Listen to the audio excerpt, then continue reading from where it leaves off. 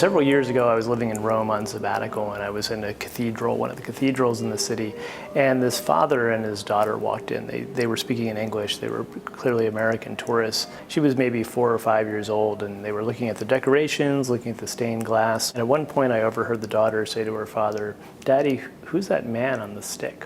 And he was puzzled at first, then he realized she was talking about the crucifix. So he was very embarrassed. He pulled her aside. He said, "Well, that's Jesus, and that's the crucifix." And then, well, why? Why did they do that to him? And they wandered off. I didn't get to hear his explanation of the central question of Christian theology.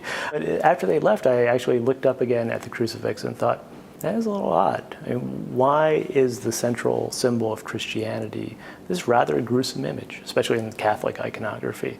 Why is it this picture of someone being tortured rather than an image of Jesus walking on the water, or Jesus multiplying the loaves and fishes? Jesus did a lot of stuff.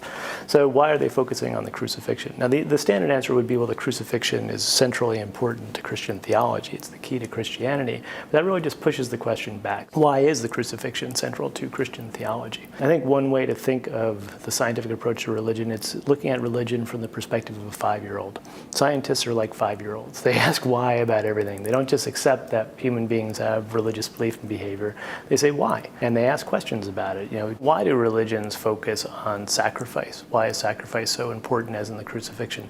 Why do religions take the form that they do? Why does religious behavior and belief exist, especially given how costly it is for the people who engage in it? These are the central questions that motivate the science of religions. We'll be introducing you to the basic central questions that motivate the science of religion. We'll be talking about some of the central methods, what distinguishes the science of religion from other types of approach to religion. And finally, we'll be talking about some of the issues with approaching religion from a scientific perspective, issues about reductionism, and what does it mean to study human-level truths from a scientific perspective. Положи, Господи, хранение устом моим, воздаяние руку моею, жертва вечерняя.